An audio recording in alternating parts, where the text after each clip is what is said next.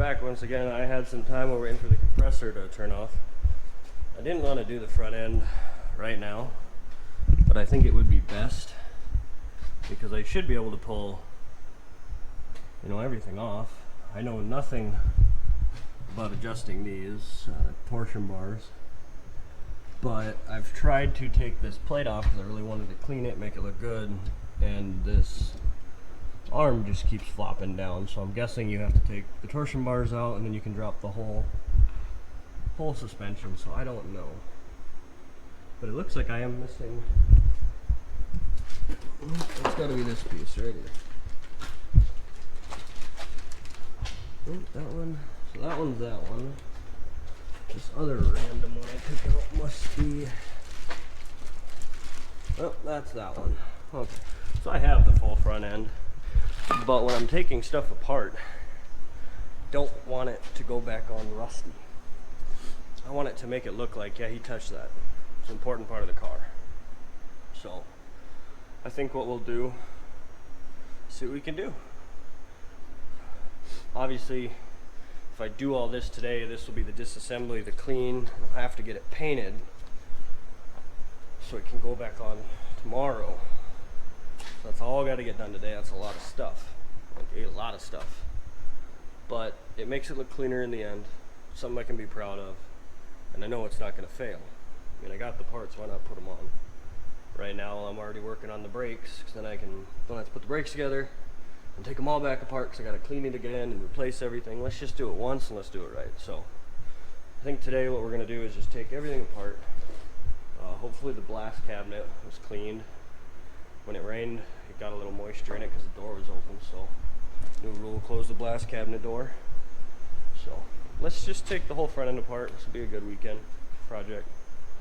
When we have the whole front end apart, maybe we'll tackle some other stuff while the paint's drying, which will be really nice, like maybe paint the bottom side of the K-member, tape around the engine, just get everything looking really good. It'll be a lot of work, make a good little episode. So let's do that. I guess we'll come back when all that starts going. Hope you guys enjoy. We're gonna do our best, take apart the torsion bars, and then I don't know anything about Dodge front ends, so learning adventure for me. If I mess something up, hopefully it's not too bad, huh? Car's still stable on the jack. Every time I jack it up, check your points of contact. Check mine already. But safety is the big thing in the shop. As far as my glasses, not my contacts. So I always forget to put safety glasses on. But let's get to work. Let's start tearing apart this front end. Let's talking.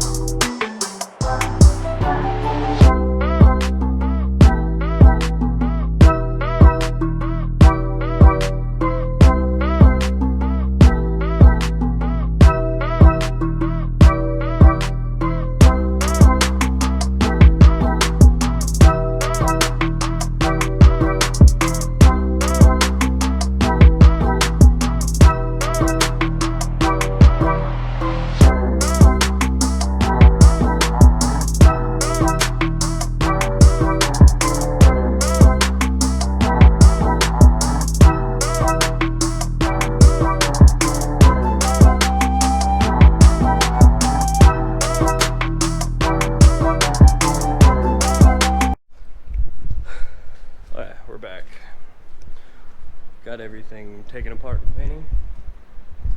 Stuff hanging everywhere. So taking it apart wasn't bad. Getting it cleaned up was. We've got whole ladder. We already put one of them on. That one, the bolt was on the top, so we had to lift the engine to get it out, which was a pain, so I cut it, put a bolt from the bottom. We're going to keep going. We'll show you more about the driver's side when we take it apart, and then we're just going to keep going. What I'm having to do, though, is stop, clean the rust, use the sandblasting cabinet, clean everything, then paint it, prime it, paint it, clear it, let it dry, and then it's going back together. But in between that, we're also cleaning all the bolts, we're cleaning everything. So everything is getting touched up. We took the vacuum, took all the dirt out of the little rail parts up here, cleaned everything out. Probably could clean those a little better. Make sure there's no water in them, no condensation, so it doesn't rust, but we're gonna get back to it. We're probably gonna put the passenger side back together, then we'll take the passenger side back apart. Then we're just gonna leave it to brakes. If I have the time, we'll put the brakes on. If not, we'll just leave it. So let's get to work. Alright, we're back. We finally got off the steering arm. It's been giving us problems, but we have a problem. It's way smaller than the new one, so we're gonna have to get another one. But what we ended up having to do is actually grab a snap-on puller that would keep the jaws closed. We heated it up a little. We shouldn't have, because there's a seal back there, but we did it anyway. So we'll get over it. But we've got that off. So now a lot is really off. So that was a pain. I mean, you can tell just by just look at the shiny there, and that's how long I've been messing with it. It's been about 2 hours just trying to get that off. It was stuck. It did not want to come off, so we're gonna wipe that off, clean it off, see if we did any damage to that seal that's on the bottom of the steering. Probably did, which you shouldn't heat up anything with a seal or rubber on it. Really damages it up. But if you have to, you have to do it. So let's get back at it.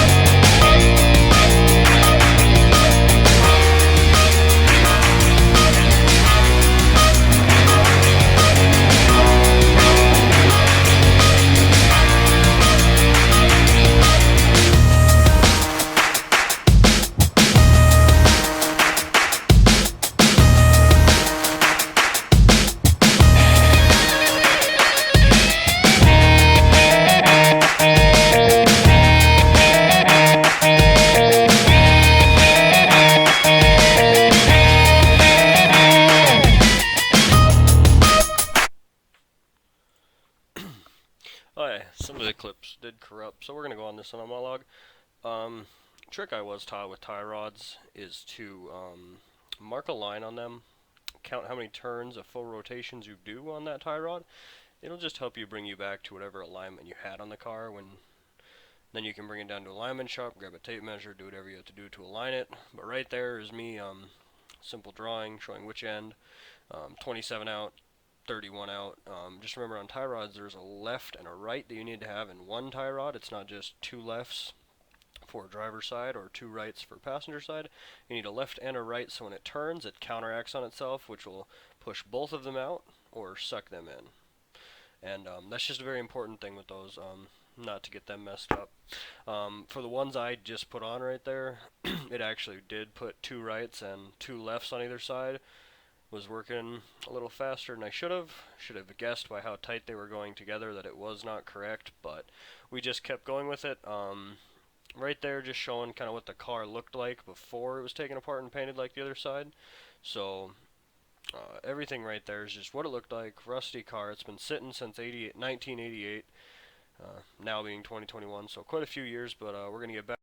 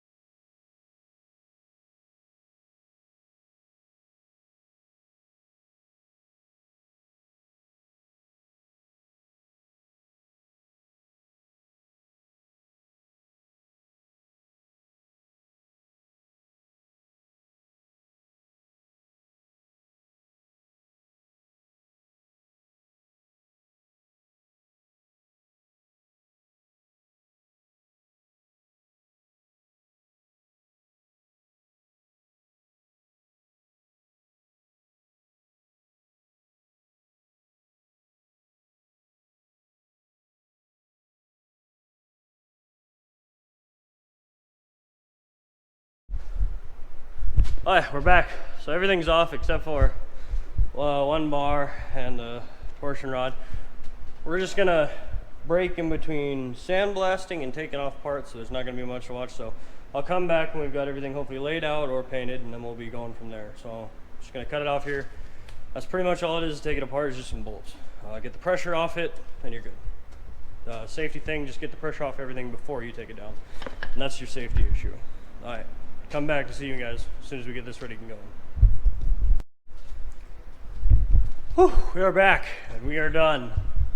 For now, everything's not the tightest it could be, but it's on there, it's painted, it's got new tie rods, new front suspension, and let's just call it rebuilt, you know. I need to put that tab on before I go home. Some of the paint wasn't dry, you can tell. That, we have to order another steering arm. The one I got's too big, the one that came off was real small, so. A lot of this is just mocked up at the moment. We have not tightened it. Hopefully I do not forget to tighten it before we go for the first ride. But just from doing the front brakes, we did the full front suspension. So we will see what happens next. Tune in, like, subscribe, comment. This has been a heck of a weekend.